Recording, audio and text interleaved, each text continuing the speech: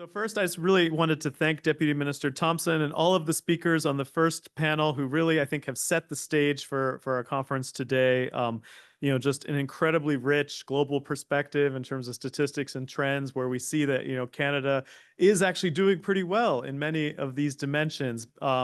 And when we look at over time, what's happened, despite increasing market inequality and wage inequality, Canada's social policy institutions have largely reacted in a redistributive way. We've seen innovations like the universal child benefit that's put a lot of tax-free income into the hands of families with children. We've seen the impact of high minimum and increasing minimum wages, but yet these minimum wages are nowhere near what a living wage is in many of especially our big cities.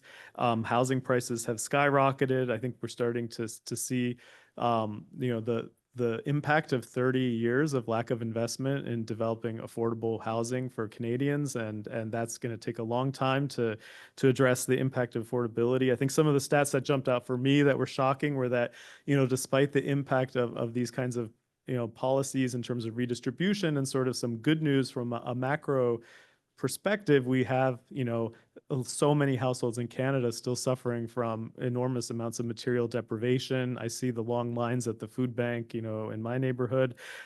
We see it on our streets. And so there is indeed a lot to do. And I think the generational dimension is still not fully grasped. We have looking at those statistics about young people and the sense of kind of lack of hope and despair, which is tied to things like high housing prices and the climate crisis, and a sense of that they're entering an increasingly precarious labor market where they don't believe that they're going to be able to, achieve a middle class or a successful life. I think that's really worrying. I think we see the kind of way that the political narrative has taken what's been a longstanding consensus that high immigration is beneficial for Canada, and suddenly we see a rapid shift towards saying, no, we like immigrants, but maybe not as many right now. Maybe some politicians pointing fingers even at international students for causing unaffordability challenges in the rental market and population growth in the housing market. We've seen rapid reaction from the federal government. The impact on that side, I think, will take a little while to play out. We've seen, but we are seeing a kind of shift in politics. But I think these raise incredibly important issues. So the next 3 sessions, we're going to drill down to a little more specifics. The next one is called Supporting the Home. Afterwards, we'll talk about the workplace, and then the third will be on community. And I'm very, very pleased to introduce our moderator, Catherine Adams. She's the Senior Assistant Deputy Minister of the Strategic and Service Policy Branch of Employment and Social Development Canada. Previously, Catherine was the Assistant Secretary to the Cabinet for Intergovernmental Affairs, Policy with the Privy Council Office, and the Associate Assistant Deputy Minister of Federal Provincial Relations and Social Policy at the Department of Finance. Thank you. Join me in welcoming Catherine Adams. So good morning. It's a real pleasure to be here today. I've been part of this conference when it was at Queen's. I was even attended as a student, so super happy to be here this morning. The earlier session, our first panel, really set the stage for today. And as Dana said, we're going to start the drill down. I'm not going to belabor speaking points with you because I'm dying to hear our panelists. I will say I'm not an economist. Sorry. My doctorate studies were in Canadian history, and they were in social and cultural history. So I identify very heavily, having finished my oral and my written comprehensive exams at the cusp of when we start to see the downward trend in youthful optimism about bettering our situation to our parents. I remember coming home from my comprehensives, visiting my parents and saying, well, yeah, like I'm never going to have a cottage. I'm never going to have a house. I'm never going to have a secure job. I think it has a lot to say about the place of Canadian history in our academic institutions, perhaps more so than anything else. But it is an example of how the importance of the individual, how the importance of specific family groupings, and how disaggregating data down into subsets is absolutely critical for a national government and subnational governments in the design of social policy to be able to actively respond to what we're seeing on the bigger trends. Gender-based analysis, looking at social policy through a Black lens, making sure that we're really doing that full 360, because coming out with that final hammer to be able to address an issue is almost impossible, as we've seen, and certainly Stefano was very, very clear on that. But even finding a social policy solution in a subset of some of the issues that are affecting Canadians now, and some of the issues that are causing this unsettling, also has to be looked at not just from that issue, but from the multiplicity of lenses that exist in a solution towards that issue. So, without belaboring any further, I am very, very happy to say Mike Moffatt is joining us virtually. So, Mike, we've got you on screen, just so you know. The whole room's looking. Mike is the Senior Director of Policy and Innovation at Smart Prosperity Institute, and he's also an Assistant Professor of Business Economics and Public Policy at the Ivey Business School at Western University. His research at the Smart Prosperity Institute focuses on the intersection of regional economic development, building child-friendly, climate-friendly housing and communities, and clean innovation. Following Mike, Ido Peng will speak. Ido is a professor of sociology and public policy here, and in the Department of Sociology and the Munk School of Global Affairs and Public Policy. She is also the director of the Center of Global Social Policy here at the University of Toronto. She is recognized as a leading researcher and expert in global social policy. She specializes in the care economy, gender migration, and climate change policies. And I've had the pleasure of seeing Ido's participation at the United Nations this year, and she's a long-standing contributor and certainly a source that we depend on heavily in the department. So thank you, Ido. And then finally, but not like in a bad way, wrapping all things up, Christopher Wimer. Christopher's co-director at the Center of Poverty and Social Policy at Columbia University School of Social Work and the senior research scientist at Columbia's Population Research Center. His research is on historical trends in the measurement of poverty, as well as the impact of social policies on the poverty rate, which there are a few people here of us today very, very interested to get a sense from you on. And he also focuses on how families cope with poverty and the economic uncertainty, and the role and potential impacts of government policies and programs on the well-being of low-income families and children, which is right up our alley where I am at ESDC. So thank you very much. Mike, I'm going to turn things over to you. I think we'll then move after the three presentations. I'd like to focus on the conversation, the questions on the floor. So get your pens sharp. Thanks. Well, thank you. Thank you for having me here today. I took the title of this session quite literally, and I'm going to talk about homes. And I think there's nothing better to illustrate some of the sort of macro trends that we've been experiencing, like an anecdote. So I'm showing you a home here that was built in 2004. And back in 2004, I bought one that's just like it. I didn't live in this exact home, but it looked identical. It was in one of those neighborhoods where, there's 4 different home designs and, kind of repeated designs all over the place. So back in 2004 in London, I bought this model home. My then girlfriend, now wife, we bought it in this neighborhood. Paid $168,000 for it. We had to save up a down payment of about 30 grand, which seemed like the just an impossible amount of money, but we somehow did it at the time. If we adjusted that for inflation, it'd be about $250,000 today. If we adjusted it for wages, probably closer to about $275,000, $300,000 or so. So that's kind of what we're looking at as far as the price of this home. Fast forward to today. So this exact home was for sale. It now costs $665,000. So basically 2 to 3 times what it would have cost if the price of the home stayed consistent with wages or stayed consistent with inflation. It's actually 2 to 3 times more that. And interest rates were about the same in 2004 as they were in 2023, right? So what that essentially means is that monthly payments have more than doubled, even after accounting for inflation growth and wage growth. And even though I'm, talking about actual structures here, I'm going to suggest that this plays a huge role in our understanding of what's needed to support the middle class and low income folks.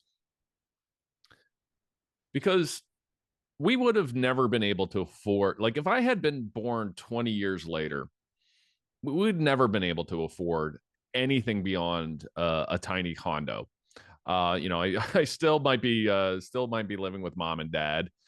We wouldn't have had kids. And the data bears this out, that there is a global trend towards reduced birth rates, but the places that they're growing fastest are the places with the biggest housing shortages. And it's not hard to understand why that people don't want to have kids if they're living in their parents' basement. They don't want to have kids if they're living in a tiny condo. But that's all that people can afford these days, young sort of middle class people. There's a real shortage of attainable 3+ bedroom homes. And we should note that, like, if this is affecting the middle class, and the middle class are getting priced out of housing, there's no hope for lower income families, right? Like if you can't support the middle kind of 60% of the population, then the lower 20% has no chance. And we can't redistribute our way out of that. We can't social policy our way out of that.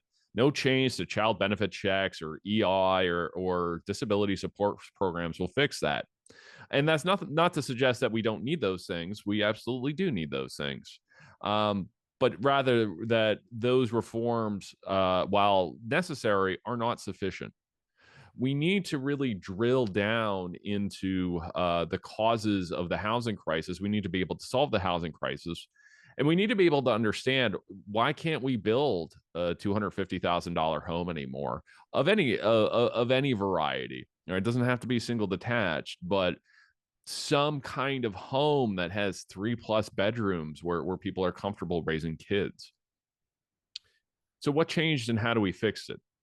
I'm going to go through a list of factors that have changed. The first is the cost of land. So here's a little map of the neighborhood. You can actually buy the land right next to it for about $4 million for 2 acres, which is $2 million an acre. You can probably fit, once you take into account all the roads and everything like that, you could probably fit 16 to 18 homes an acre.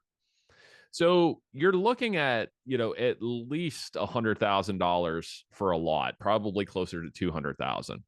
I've actually spoke to the builder of my home, back in 2004. The cost of the lots back then were about $10,000 to $12,000. So land prices have gone up 10x in just 20 years. And, that's different depending on where in Canada you look. The GTA hasn't gone up in percentage terms as much, but it's gone up in absolute terms even more.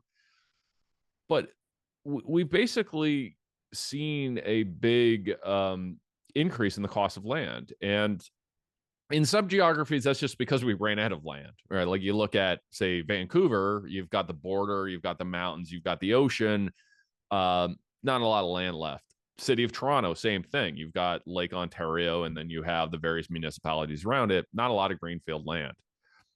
But in other municipalities, 20 years of tightening land use rules, from urban growth boundaries to green belts and so on, have created kind of man-made constraints on land.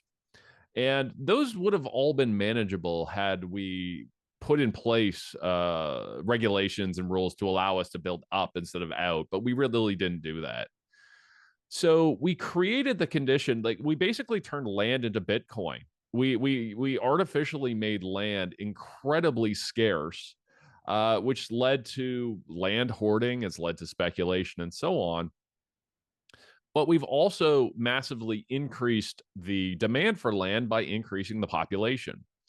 And this explains some of the sort of polling results that we've seen of Canadians turning against immigration and turning against population growth, which is highly unfortunate for a variety of reasons, including that the newcomers themselves start to get blamed for the crisis. But it's not the newcomers' fault. It's not, if you're an 18-year-old international student from Warsaw coming to Canada, it's not your responsibility to make sure Canada has a functional housing market. It's the result of our policymakers.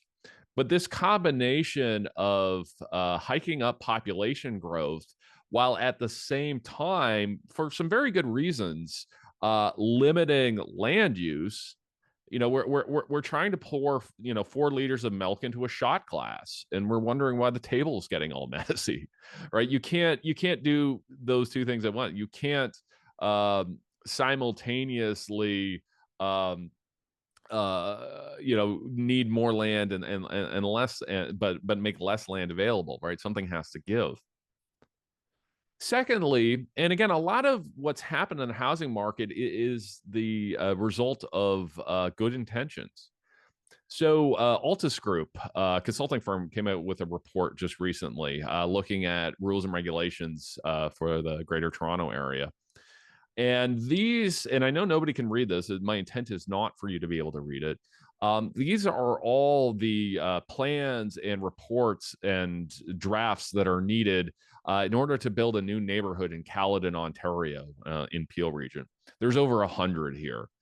And, as we've gotten concerned about a variety of things from species at risk to flooding and so on, we put more and more rules and regulations on this, which has increased the cost of housing. It's just, time is money.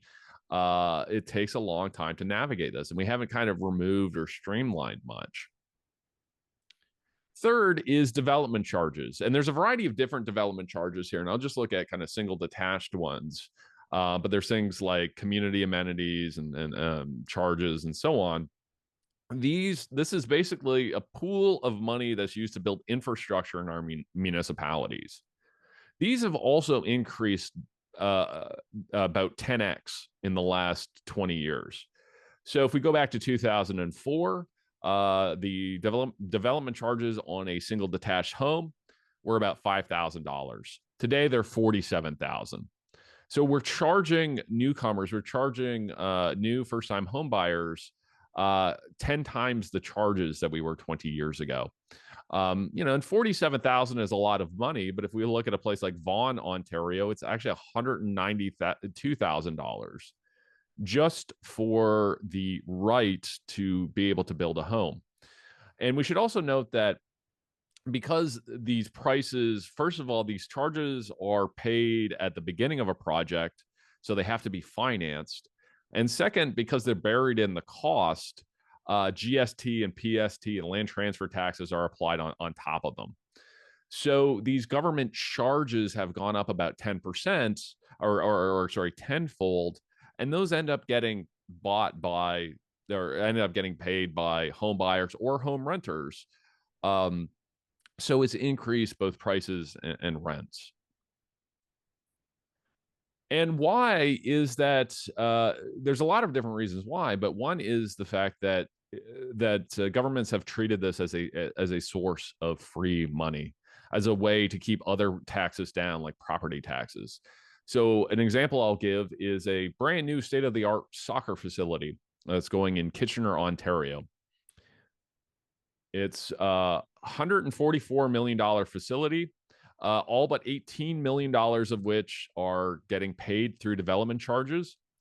And a city councilor was quoted as lauding the project, of saying the cost of this is nothing to the taxpayer to build, as if placing taxes on home development don't end up rising the price of new housing. So we've really taxed new housing in a way to pay for all of these other things we like. I like soccer. I like having soccer facilities, but we've used development charges as a way to keep all the other taxes in our economy lower than they otherwise would be, which has basically acted as a wealth transfer from older cohorts, older homeowners, to younger people wanting to buy or rent a home. Next is construction costs. The cost of actually building the structure has gone up faster than inflation for a variety of different reasons, from workforce aging to materials costs going up. The economic boom in China has caused all kinds of commodity prices to go up over the last 20 years. That makes homes expensive as well. But there's also changing rules and regulations. Because we manufacture homes very differently than we manufacture anything else in the economy. That everything else in the economy, from cars to televisions to whatnot, are really reliant on economies of scale and learning by doing to bend the cost curve, to keep costs low. And one of the ways that you do that is by having regulations that are, say, Canada-wide or North American-wide, that allow you to build those economies of scale. So the example I like to use is, imagine if we built homes the same way we built, or cars the same way we built homes. That in home building, the regulations are actually at the community level and often down to the neighborhood level. That the rules will be different from one neighborhood to another, which doesn't allow for economies of scale, doesn't allow for learning by doing. So imagine if in the car industry, we had a rule that said, if you sell a car in the city of Toronto, it's got to have the gas tank door on the driver's side. But if you're selling that car in Mississauga, the gas tank door has to be on the passenger side. But if you're selling it in Brantford, the gas tank door has to be behind the bumper. Well, if we built cars that way, cars would be very, very expensive because we would never be able to get economies of scale. But that's exactly what we've done in home building, that over the last 20 years, our rules have become more and more bespoke and more regionally concentrated. So although other parts of our economy, we've seen productivity go up and up and up, which has helped help prices, productivity in home building has actually fallen over the last 20 years. And part of that is because we keep getting further away from economies of scale. And then finally, financing costs play a big role. The big changes in interest rates play a role in the price of homes. And we've seen that over the last 20 years. But even if we're talking about home building, not just the price of existing homes, that these financing costs, we have to realize, even when interest rates are the same, right? And interest rates are about the same as they were 20 years ago, you're still paying more in financing costs because all of those other costs are higher and you're having to debt finance those. So if your development charges are 10 times higher, then your interest costs on those development charges are 10 times higher, even when interest rates are the same. And then finally, taxes on time of purchase, most have increased, not all, some have gone down. So for example, when you buy a new home, you have to pay GST on that home. That's actually fallen a little bit in recent years. We've gone from 7% GST to 5% GST. The federal government has made some, I think, helpful changes to GST on the construction of rental apartments. But some taxes have gone the other way. GST, you get a GST rebate when you buy a new home. But that hasn't been adjusted for inflation in over 30 years. So most homes in Ontario are actually no longer eligible to collect this rebate. We've seen things like land transfer taxes and other taxes go up, again, as a way to shift the tax burden away from existing homeowners and towards younger people. We've really shifted how we tax homes, and we've pushed this taxation onto younger people. Tax cascading is a massive problem. Again, charging GST on top of development charges. But the biggest problem on the tax side isn't so much that we've changed the rates. It's just that all of those other costs have increased, and you pay taxes on those costs. So, we're now paying 5% on a much larger number than we were 10 years ago. So, in summary, there's no silver bullet solution here to the housing crisis and being able to bend the cost curve on building new housing. We're actually dealing with dozens of interrelated problems, which will require dozens of solutions. And we should also recognize that a lot of the things that got us to this place were actually very well intentioned. Like, we don't want sprawl. We want to protect endangered species. We need to pay for infrastructure. So, it's not that any sort of policymaker was intentionally trying to make life difficult for young people. It's just the kind of side effect from some very well-intentioned policy. But we have to recognize, if we're ever going to get affordability back in the housing market, you're going to have to get cost reductions. And I find that we often over focus on questions of who pays, but under focus on the question of why do we pay so much? Or like, why do we pay so much for infrastructure? Why do we, do we really need to do things like all of these road widenings and so on? Do we really need to build a tunnel under the 401 and charge new home buyers for that expense? And I know this has been kind of a depressing talk, but I'm actually cautiously optimistic. I find that we're having better conversations than we were even 18 months ago about affordability for younger people. I feel like we're starting to get to solutions. But again, I really want to make this clear that although everything I've talked about has really focused on the middle class, if we don't get the middle class part right of this, lower income folks are finished. Like, we're never going to be able to solve that problem, because what's ultimately going to happen is, if you have a very limited housing stock, middle class families are going to outbid lower income families. And that's been at the root of a lot of the gentrification that we've seen across Ontario over the last 15 to 20 years. That neighborhoods and buildings that used to be affordable end up getting bought by middle-class families, or end up getting bought by investors who renovate the existing tenants and then rent them back out or sell them to middle-class families. So I'll leave it there. I'm looking forward to the other presentations and your questions later.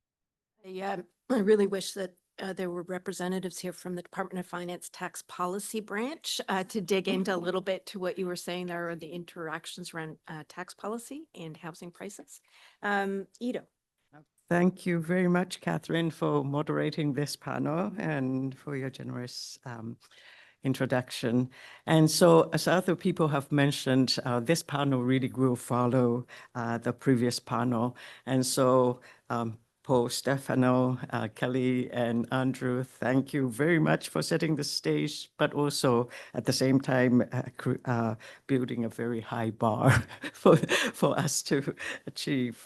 I just wanted to say that this this talk is actually part of my global partnership research projects called the care economies in context toward a sustainable social and economic development, in which we are actually mapping out and calculating the shapes and sizes of the care infrastructures, both paid and unpaid, that's been done in formal and informal sectors in 9 different countries, and using that data to develop macroeconomic models of the care economies in these countries to basically communicate to the policymakers.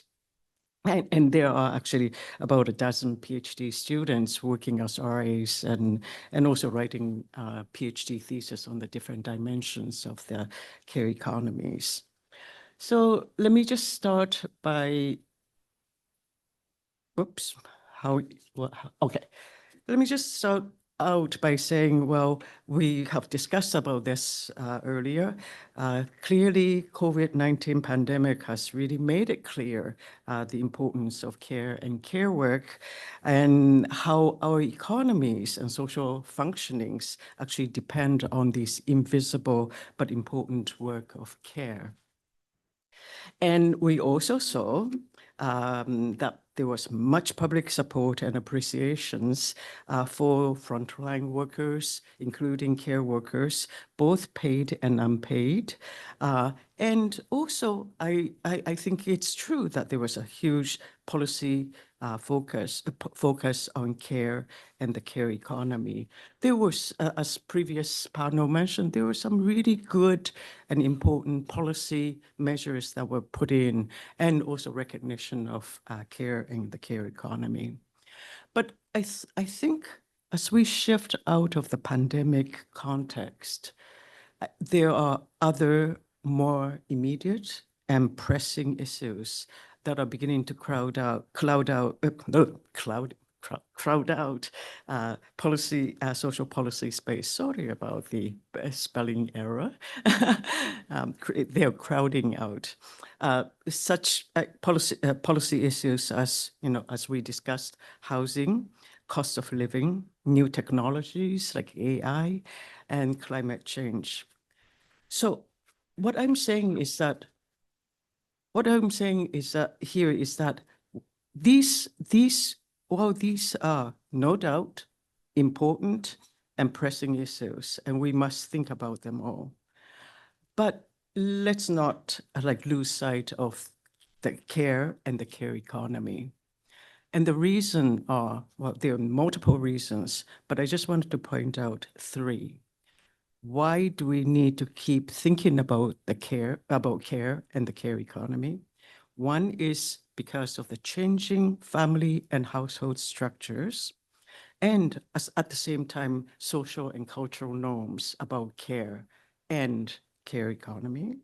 Second, I think some of the people like Stefano and also the people in the previous panels have mentioned demographic shifts that is going to really create new contexts for care and the care economy. And then, of course, third is the changing economic structure.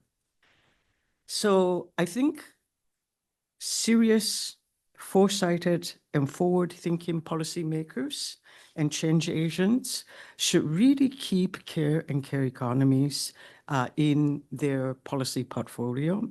Not the least because these issues are closely interlinked with each other, but that also because they intersect with other pressing new sort of policy agendas, such as housing, cost of living, climate change, and new technology.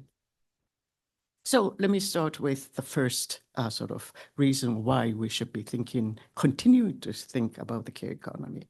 And it has to do with changes in family and household structures and in social and cultural norms.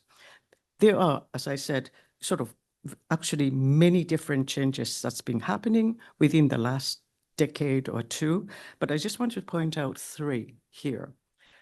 First is that, as you can see here, there has been a real increase in maternal employment, or women's employment, and the normalization of adult worker household model. This is, and this is important because maternal what the new norm is that in the families, all adults have to work. And what it also means is that with the increased demand for care, that is going to make it very difficult for families to balance care and unpaid care and their paid work. Stefano, in the previous session, pointed out that Canada has very long working hours. If we are thinking about long working hours and the need out of economic necessities for all the adult to work, how are we going to manage the growing demand for care, particularly unpaid care that's been expected for families to provide? The second sort of changes in family and household structure is that, and changing a social and cultural norm is this idea about intensive parenting and demand for care. We do know that because of the sort of need to ensure children's future success and educational success, parents over the last generation or two have become much more hands-on and intensive in terms of providing care for not only their preschool age children, but throughout their the childhood, youthhood, and adulthood. And this is really critical because that demands families to provide more care. But our data also show that on the average, that gender disparity in the amount of hours that parents provide care. For example, in the case of children under the age of 5, on average, mothers spend 7.5 hours per day taking care of their children. Fathers are also taking care of children, but they're spending 4.9 hours per day on average. There is a real gender disparities in here. And therefore, we really need to think about it. And the most recent Statistics Canada's survey show that something close to 70% of parents who shared childcare tasks equally, and 3/4 of parents who did not share the tasks equally felt that they were stressed out because they felt that there was not enough time to care for their children. So you have this, not only the care pressure, but time pressure on families to provide care and paid work. And then the third changes in family household structure that I want to point out, and this is something that we've been talking a little bit about for a while, about is what we call maybe delayed adulthood or the boomer generations. We do know from the data, from Statistics Canada, that more young people between the age of 20 to 29 are now living with at least one parent. Now, so compared to 1991, the young people between the age of 20 and 24, almost 51% of those people back in 1991 were living with one of their parents. Fast forward to 2021, that's gone up to 62%. Young people between the age of 25 to 29, well, back in 1991, almost 17% were living with at least one parent. Today, nearly a third of them are living with at least one parent. Now, it could be the influence of the COVID, but it could also be because they're spending longer time attending school, universities, and things like that. I say this, I pay attention to this because I actually have 2 adult children in their mid-20s. Thank goodness they have not returned home yet. But if they came back to live with me, I bet I'll be spending more taking care of them than them spending time taking care of me. So there's something you might want to think about. And this also connects to what Mike talks about. Maybe all these younger people are living with parents because they can't afford to buy a house and therefore cannot afford or will postpone their marriages and childbirth or no childbirth. So it has the sort of demographic connections. So this means is that the demand for care is already large, but it is going to increase in the future. And we really should take note of this. My second point is about changing demographics. And there are 2 components to this. First is the declining fertility. So you've seen in the media, newspaper recently about articles about, Canada's declining total fertility rate.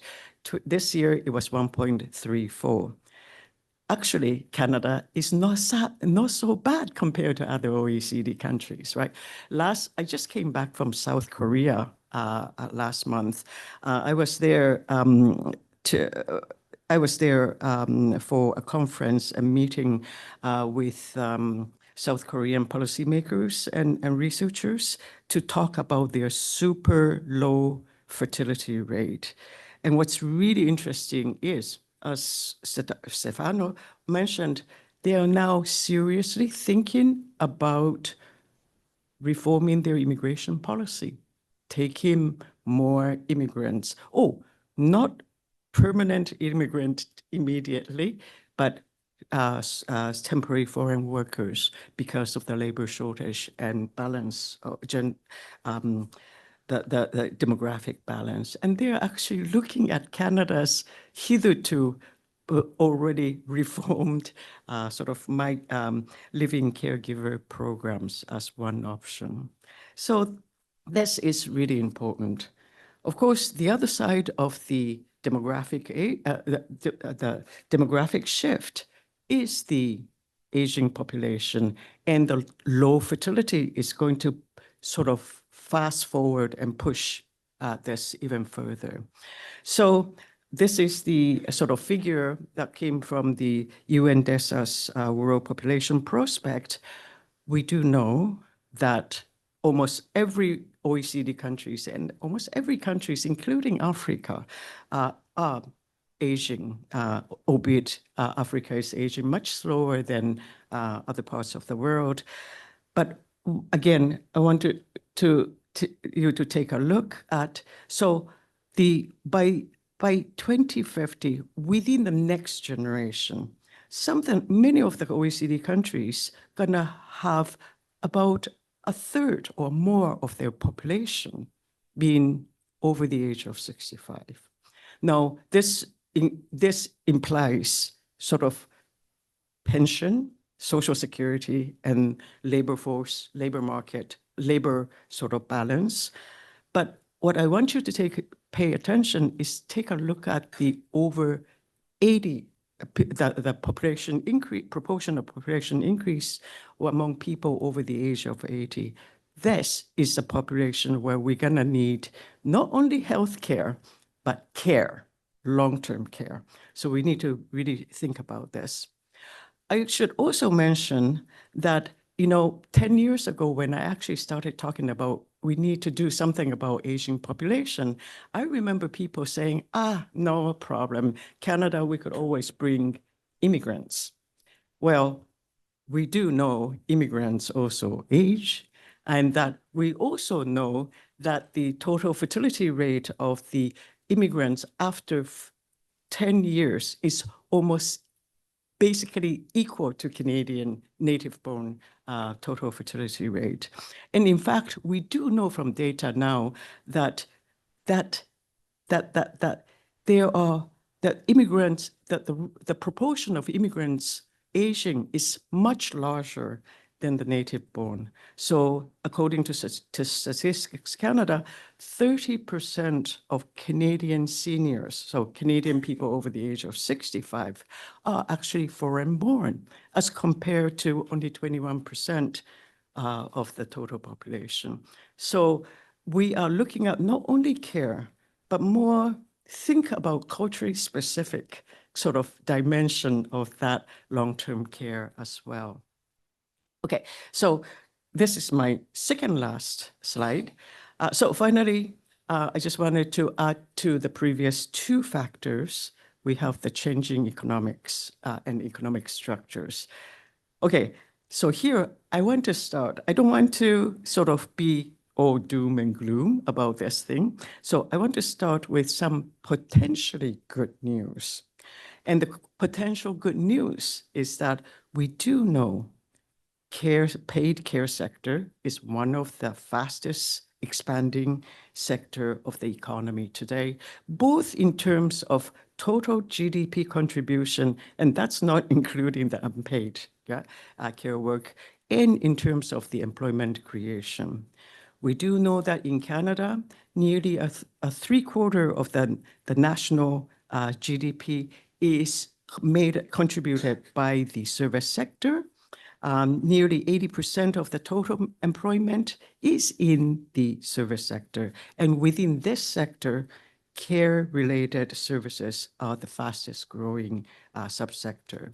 If we look at the US, the care economy is now worth something up to $6 trillion US. That's larger than US pharmaceutical industry put together. Yeah. And that we do know from the US Bureau of Labor Statistics that direct care work is growing faster than any other occupational group. The healthcare and social assistance sectors is projected to add something like 2.6 million jobs between 2021 and 2031. And that healthcare support occupations is projected to grow something close to 18% between 2021 and 2031. So this is a big growth area, big employment area. It will change the labor force, profile quite a bit over the next 10 to 20 years. And that given the demand for increasing care needs and demand for care, it will be one of the most important drivers, I think, of the future economic and employment growth. We need to put focus on that. I just wanted to add, since sort of Stefano also mentioned about the green transition. Now, there are some feminist economists who say, you know what, green transition is also care economy friendly, because much of that green transition is actually in care and personal service sector. So think about it. I'm not 100% sold on that argument, but simply to say there's potentially positive and good news to investing in care in the future economy. Okay, so this is my last slide. So, but having said all the potential good news, I have to kind of also think we need to think about bad news too. So again, I think this has been pointed out by several speakers, that reduction of women's unpaid care burden and revaluation of care work and better working conditions of paid care providers is really vital to both the quality of care and the gender equality. And why am I raising it? It's because if we're gonna invest in the care economy, we really need to see this other intersectoral dimensions of investing in care economy. Kelly talked about the increase in the sort of wages, that much of that increase happened with women in lower wage sector.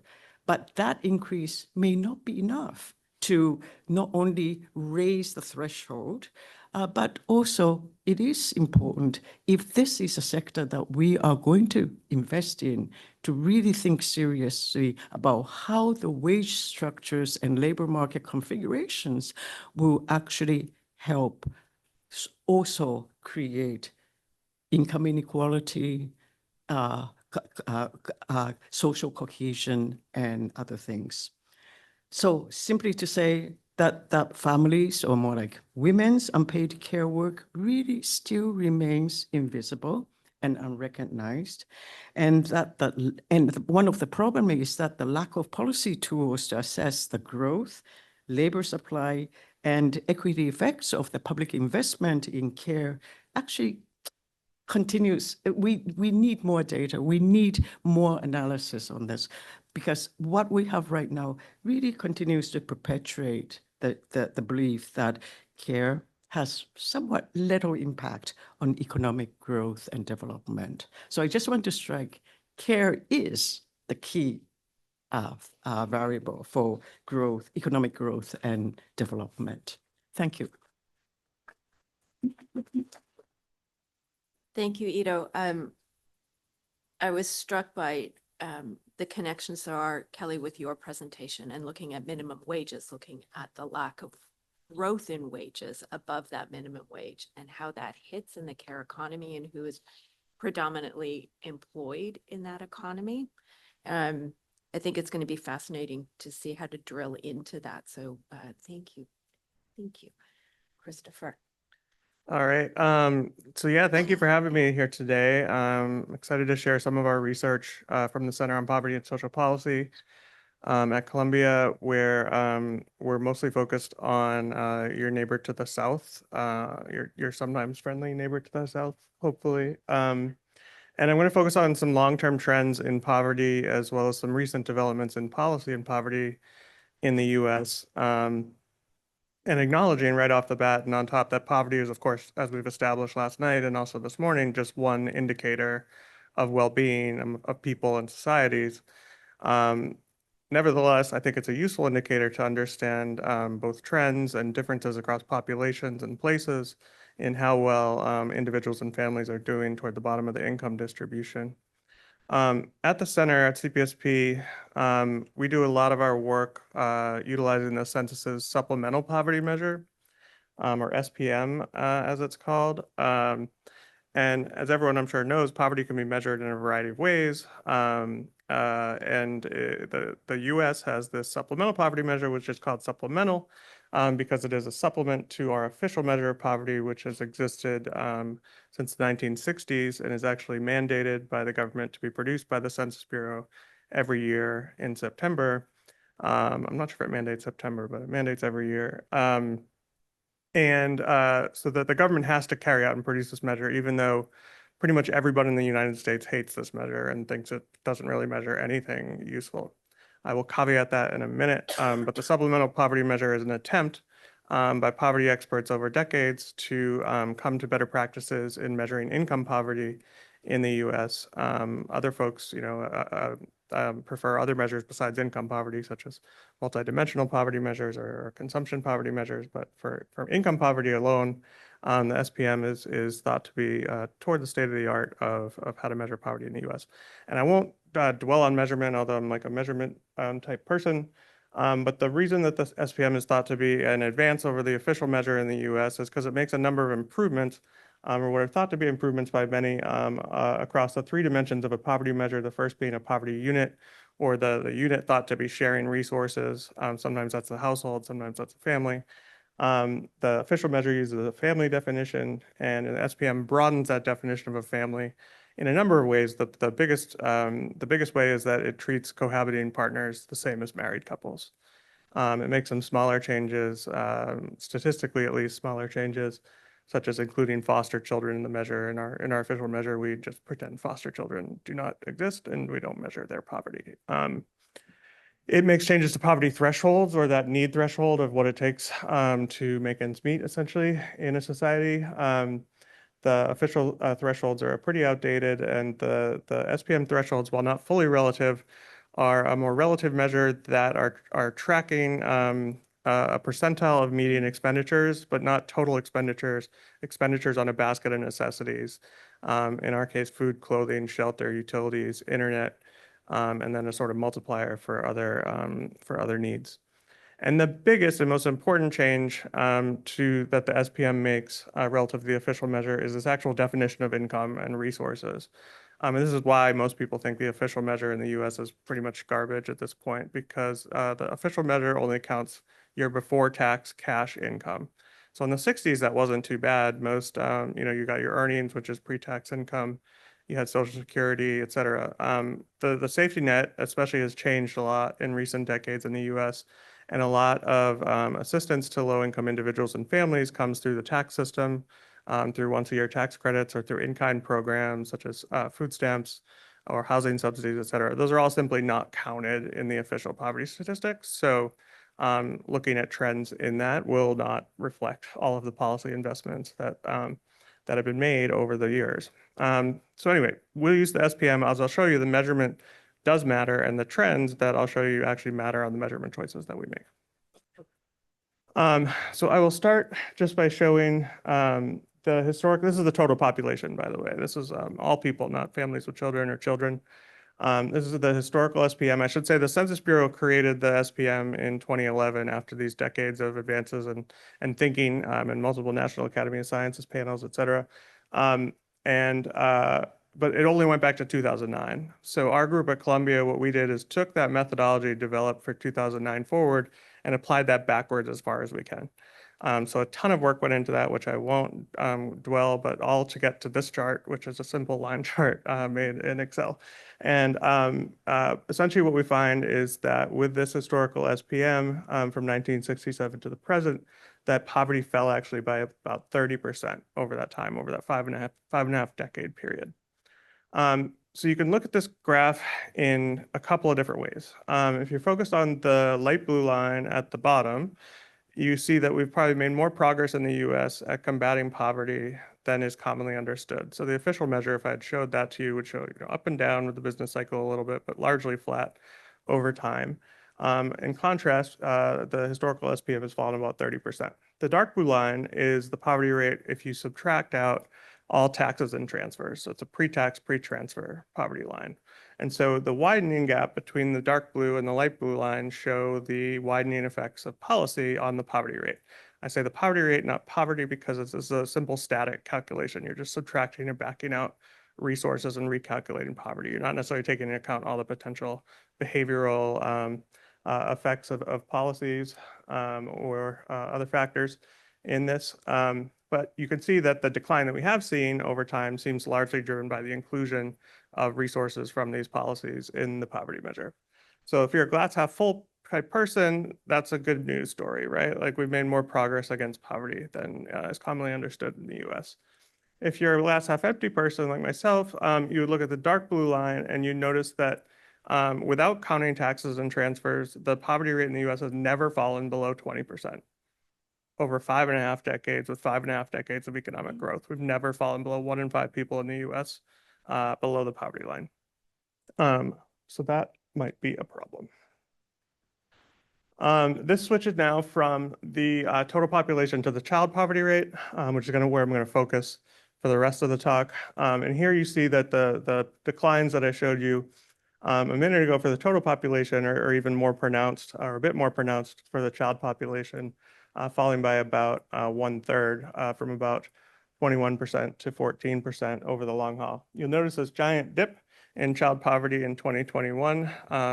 After getting through a couple more trend slides, I'm going to focus on that dip and what it's about. The short version is it's about the historic response to the pandemic, including a major expansion to a policy called the Child Tax Credit in the US, but we'll get there in a minute. This is a caveat to everything I've just shown you. This is a relative child poverty measure, as is more common in OECD countries, where we're looking at child poverty not against the SPM poverty line, but against the 50% of median income or equivalized median income. And here you've actually seen that relative poverty among children, even after counting taxes and transfers, that light blue line has increased, if anything, from start to finish, from around 16 to about 20%. So this is a different type of measure, right? It's tracking essentially like a measure of inequality, how many kids are falling behind the sort of typical American household. And you can see that that's actually growing. So even though we might be reducing material deprivation in some sense, children may be falling further and further behind what it might mean to be sort of fully participating in society as more commonly thought of as with a relative measure. This is now taking it out of the trend story and just looking at, this is the only time I'll show you the official poverty measure. So the x-axis here is age. And so I've just pooled a whole bunch of years, the past 10 years of data in the US to look at how poverty has changed over the life course and how moving from the official to the supplemental measure changes that picture.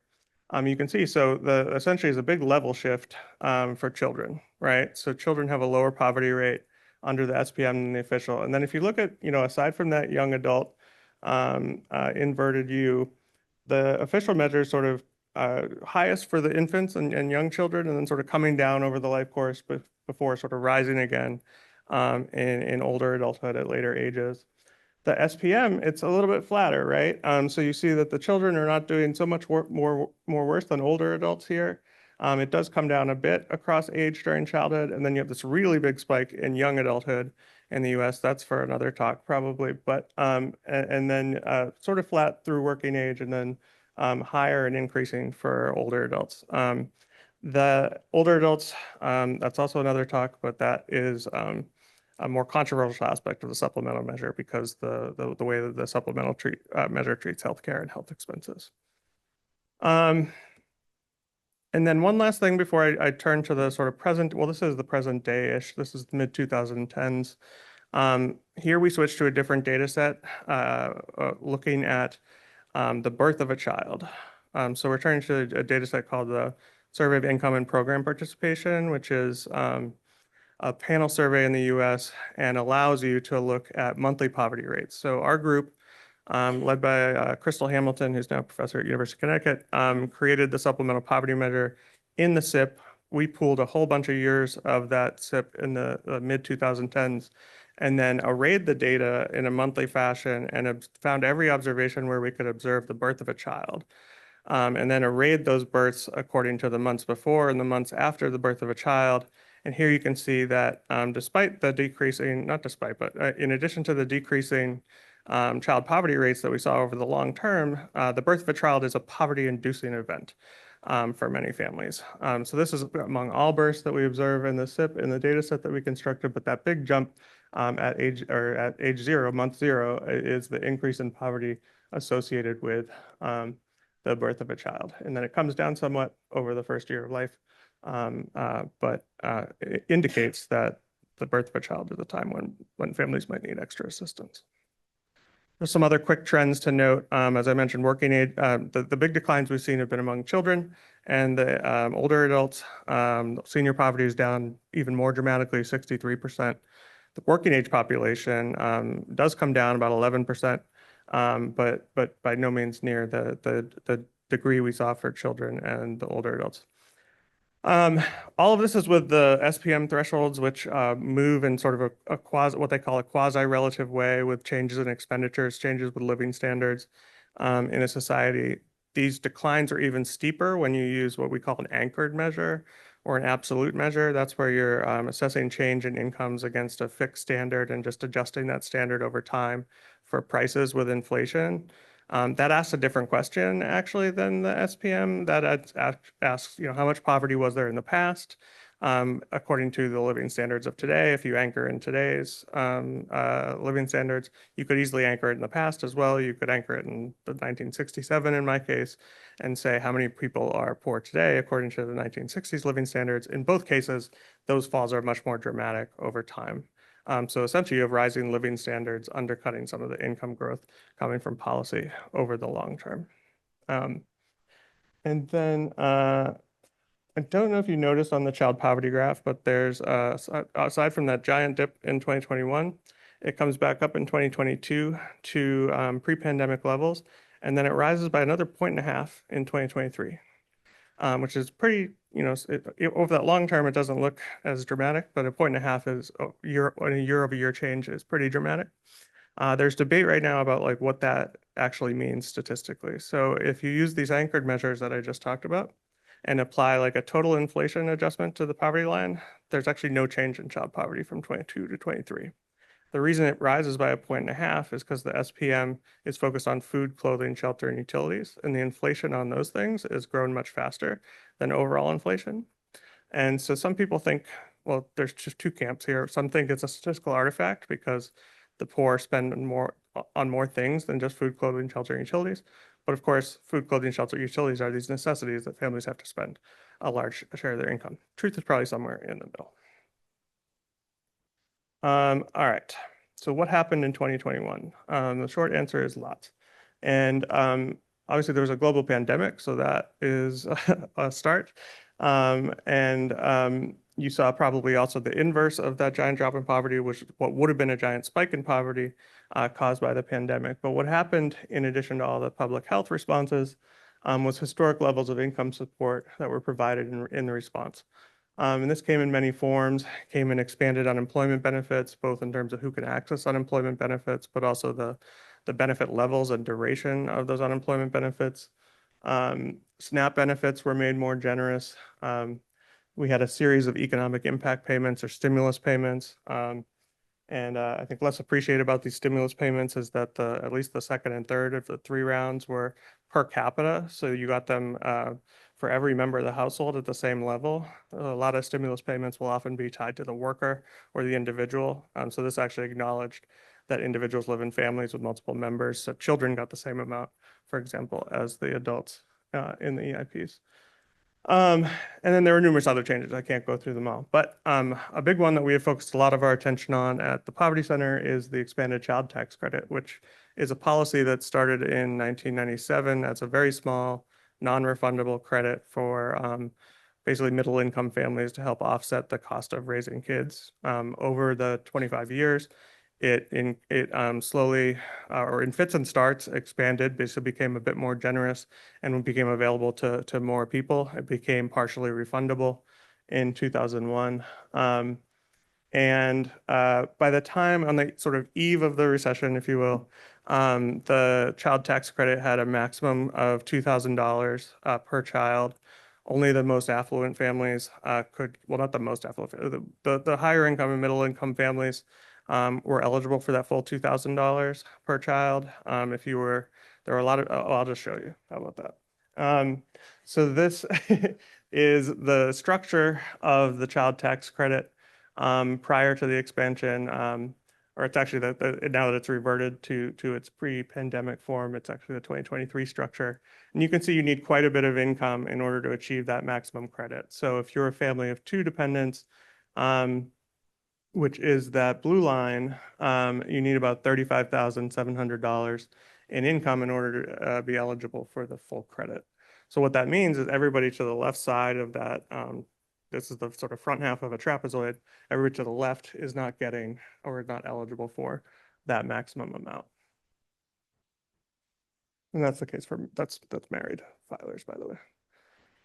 So what does this mean? This means that a substantial fraction of children are left out or left behind by that tax credit structure. So this is again 2023, where our data shows that about 25% of kids are in this left behind group, meaning their families earn too little to qualify for either any child tax credit or the full amount of the child tax credit. So about 16% only get a partial credit and 9% get nothing at all. There are some families at the top who also get nothing. Those are about 5% of kids in that. We don't worry too much about those kids. And I should say this is 2023. Before the pandemic, this was around a third of kids. So a third of kids were left behind by the credit. This is the demographics of those kids. I feel like I'm talking too long, but they tend to be in more likely to be left behind if you're Black or Latino child, if you're in a single parent family, if you're in rural areas, and if you're in large families. And so this just documents those rates of being left behind. So what the child tax credit did in 2021 to poverty is reduce child poverty to just 5.2%. So that's the lowest observed level of child poverty on record across the whole 55 plus years that I showed you. This is just a mechanical calculation that we did at the Poverty Center, where we showed what those child poverty rates would have been without the expansion, which is that dark blue line, and then without any CTC whatsoever, which is that navy or black, I can't tell, line. So child poverty in 2021 would have been 9.2% if you weren't counting any resources from the CTC, and that fell by over 40% to 5.2% with the expanded child tax credit. What the expansion did, I should say, is it increased the maximum benefit level from $2,000 per child to either $3,000 or $3,600 per child, depending on the age of the child. So younger kids were eligible for more. It also made it not fully universal, fully universal at the bottom. So you could get the credit without any earnings at all. And so it totally filled in that left side of the trapezoid that I showed you. It still phases out, so those kids at the top still don't get, sorry for them. It also, I should say, made the credit available monthly in the latter half of 2021. People got the second half as a lump sum when they filed their taxes in 2022. So this is a neat chart I like to show that just analyzes that census data in 2021, but by whether the children were left behind by the prior credit structure or not. So these kids on the right are the kids that were eligible for the full credit before the expansion. So you can see their poverty rate was negligible to begin with, just 1%. It did reduce their poverty by 70%, but from 1% to 0.3%. So pretty much all of that poverty reduction is coming from including those kids who were left behind and making those benefits more generous, which is what you see here, where poverty was 30% among those kids, declined to about 17%. And I remember I showed that birth of a child figure. So this comes back to that. This is a simulation. We don't have the monthly data for 2021 yet, but this shows the effects of those monthly, or the potential effects of those monthly payment structure on the likelihood of reducing that big bump in child poverty around the time of birth. Here, we've also simulated a universal birth grant, which is part of actually Kamala Harris's proposal to include a birth grant where the infants would get an even larger payment than the young children get in the child tax credit structure. So you can see that that sort of really wipes out for those months, at least if you count it all in 1 month. But the more important point of this figure is the sort of blue line before and after the birth of a child, where those monthly payments would really even out that experience of poverty rather than have this real turbulent period around the birth of a child. And the monthly delivery is an important feature. I like to show that because poverty is usually measured in annual fashion. So that all gets wiped out when you just aggregate all the income across a year. Our group and other groups, I think, I don't see Luke here yet, but Luke and others there's a lot of people who studied this expansion in the real world and what were its effects, not just on poverty, but other outcomes. There's really clear reduction, usually through difference in difference designs, trying to take into account variation in access to the benefit and benefit levels across, number of children, ages of children, prior income levels, et cetera. And it's not just our work here, but we see clear reductions in material hardship, such as food insufficiency. Interestingly, our research shows that the monthly payments seem to be more tied to reductions in food insufficiency, whereas the lump sum payments were more tied to catching up on rent and housing insecurity. We've shown increased spending on consumption, and the biggest effects are on food and housing spending, but also spending on children, which came primarily from increased spending on childcare and children's clothing. Most people have found little to no effect on employment. Some folks have been able to beat out a little negative impact on employment. That said, this was a temporary policy, so it doesn't say much about the law. Like if this were a permanent policy, what would be the potential effects on employment? But at least for the expansion, not too much. Mixed effects on anxiety, depressive symptoms. Some people find a little bit, some people find not so much. Again, this was temporary benefit. It was also understood, I think, as COVID relief, and it's in the context of a global pandemic. So like we might not be able to draw too much from the evidence on that. And then also this is all short-term benefits. So we have to keep in mind that these short-term benefits might also have very long-term impacts on families and kids that some people have tried to our group has tried to quantify in a formal benefit cost analysis. Of course, you kind of have to wait 30, 40 years for that all to play out before you know the truth, unfortunately. So also politically, it set off a wave, even though it expired, it set off a wave of innovation at the state level in the US where now I think it changes every day, but like not every day, but it changes a lot where it's now maybe 14, 15 states have their own version of a state child tax credit. And there's movement to, try to expand the child tax credit further at the federal level again as well. And last but not least, I won't go through all of this, but this is just from a report we did with a group called ITEP in the US, where we talk about the features of these child credits that can maximize the anti-poverty impact for kids. So obviously the biggest one, in my opinion, is that full refundability and extending the credit to all those kids who are left behind. Making the credit per child rather than per family is a big deal. Indexing to inflation, underappreciated, but a huge deal. Otherwise, the benefit just erodes really quickly. The young child bonus, delivering it monthly. The phase outs is more about like how inclusive how universal do you want to make it, which is sometimes a political argument, but sometimes also a recognition that like raising children is sort of a shared goal and value. And then also inclusivity. I haven't talked much about it here, but a lot of children are excluded because of, for instance, immigration status, their parents' immigration status. So I will stop there, and I won't even go over the conclusions, but the US, basically long-term reductions in child poverty, so some success policy. The unsilver lining is that, the market is not delivering a lot of families and children out of poverty.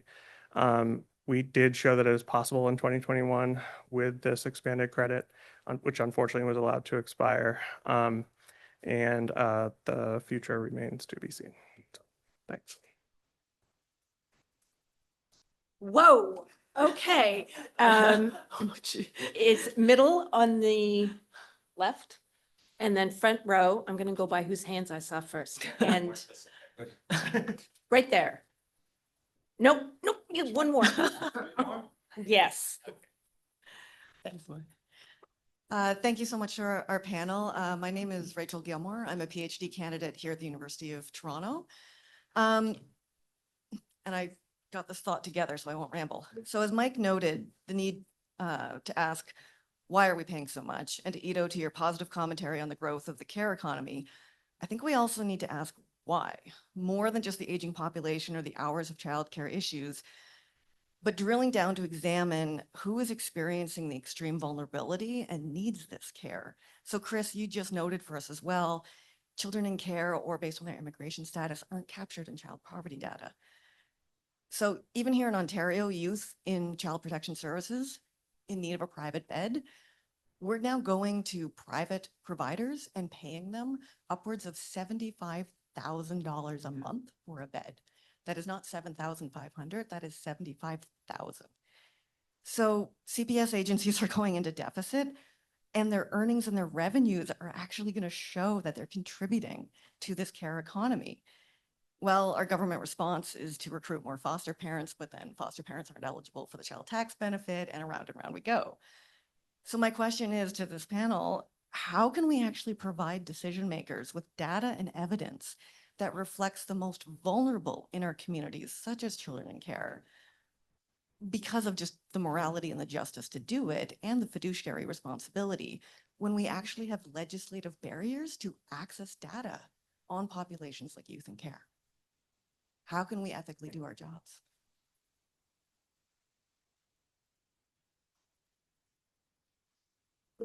So Ito, do you want to start out?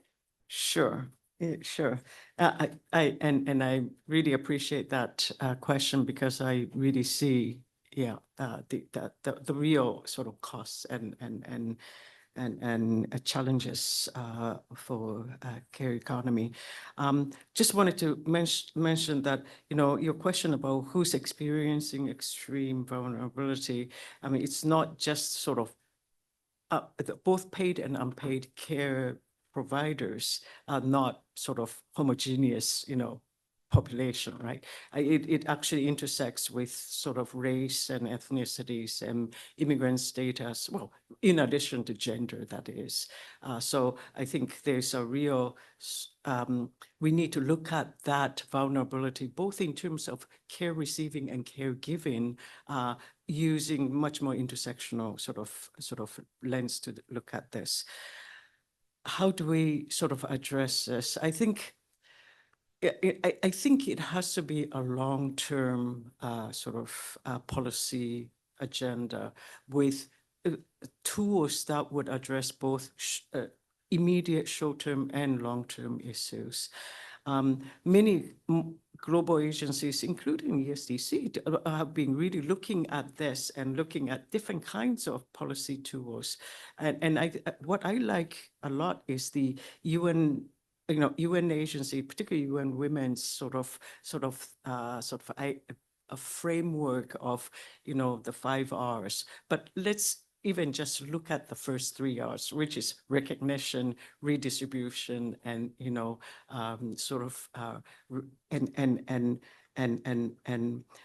reinvestment.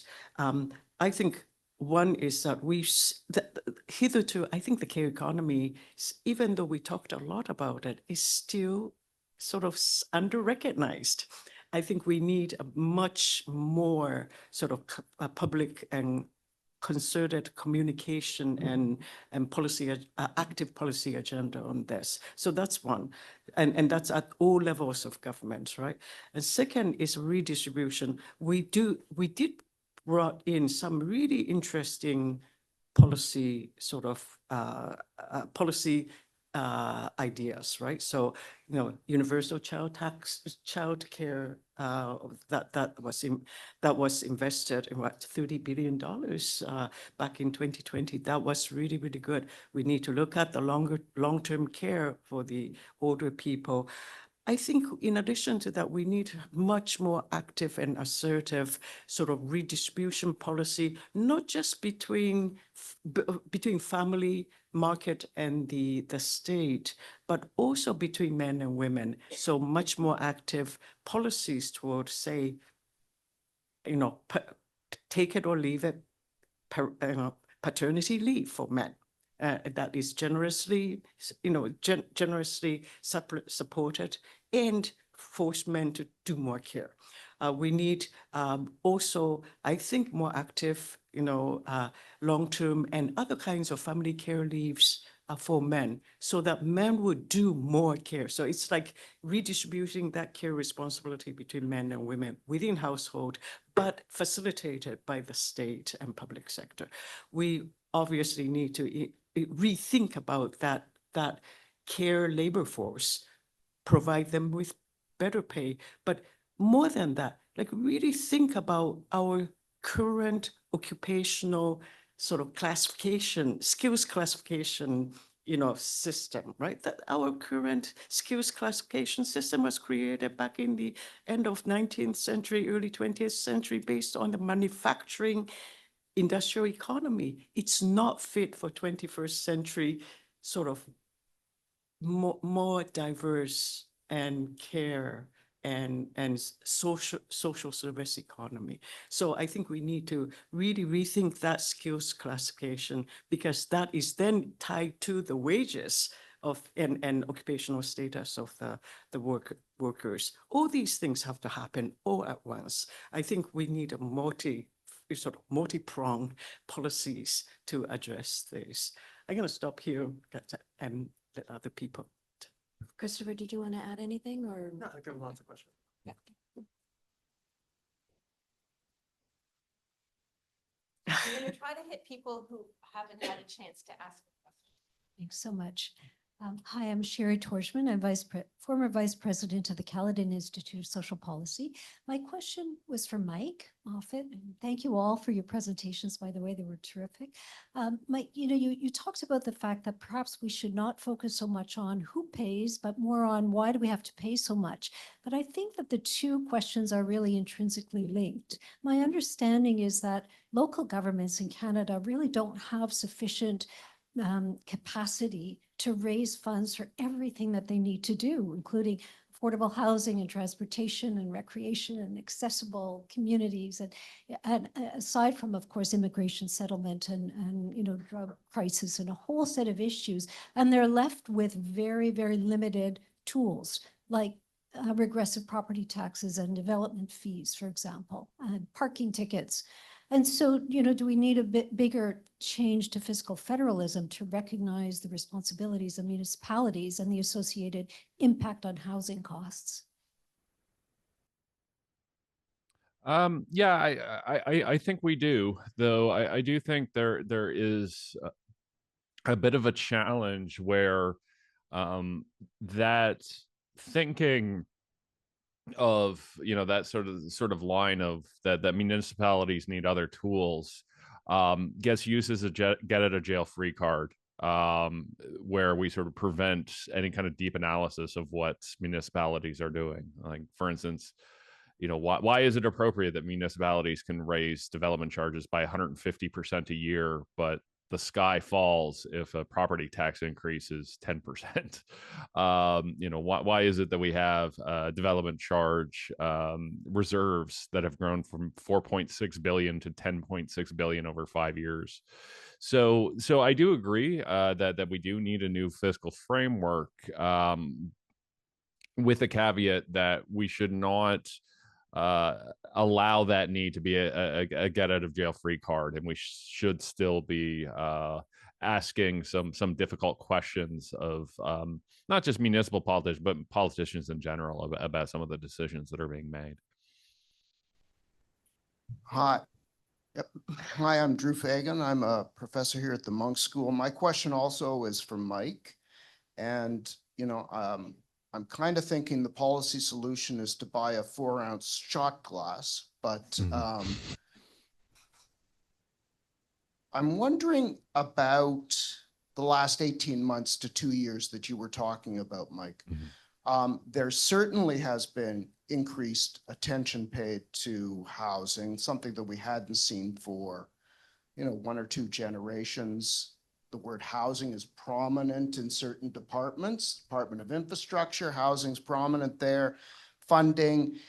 You briefed the cabinet, I remember, in the summertime. How much progress is actually being made in terms of meeting some of those housing goals that have gotten more prominence, and also to the question of systems friction a little bit between the three orders of government, including the provinces and the feds? Yeah, that's a great question. And I think it differs across orders of governments. I think the federal government has been quite bold over the last year and a half on a variety of policy instruments. I mean, the challenge for the federal government is that they don't have a lot of levers on the supply side. I mean, they do have some tax levers, some funding with the CMHC. Excuse me. They have some levers when it comes to non-market housing, but even those, they can allocate money towards non-market housing, but if regulatory barriers at the municipal level actually prevent it from getting built, that money doesn't go anywhere. And then obviously they have big levers on the demand side, particularly when it comes to immigration and permanent residency or non-permanent residency. Where I think we've had here in Ontario, I think the order of government that's moved the least is the province. We've seen not a whole lot of action from the province, and what actions that we've had have often been undone. So an example I would use is that the Ford government kind of unilaterally expanded urban growth boundaries as a way to increase the amount of development land available. Agree or disagree with the policy, but it's something they did. Then there was outcry, and they reversed those changes. And then there was outcry in a few municipalities about the reversal of changes. So in a few select cases, the reversal was reversed, and the boundaries were regrown. So I think it's more at the at least here in Ontario, it's more at the provincial level where we're going to need changes. But those are difficult. We've had a government in British Columbia that made a number of bold changes to housing, and it almost caused them to lose the last election. We'll have to see how the recounts come in. So it is a politically challenging environment, but I'd say right now, federal government's moving a lot. Municipalities, obviously in Ontario, there's 444 of them, so they're all kind of moving at different rates. But where I think we need the most action is at the provincial level. They've kind of moved the slowest, and whatever reforms they've done, I'd say about half of them they ended up undoing for one reason or another. Hi, my name's Anya Rakeja. I'm an MPP candidate. My question is for Professor Peng. A little story. When I was an undergrad, one of my professors made a joke. There is a program at U of T for the Career Network that is called Backpacks to Briefcases. And he said it should be called Backpacks to Basements. And I got really scared. It was very scary. It was an undergraduate. I was like, oh my God, I'm going to have to go back. And so delayed adulthood is a real fear. But at the same time, we see now the benefits of a multi-generational household and how that's shifting, as well as there's in the past 20 to 30 years, there's been a big shift in the demographic, the ethnical makeup. And so a lot of, especially in my culture, it's very normal to live with your parents. My parents still live with their parents, and they're 50. So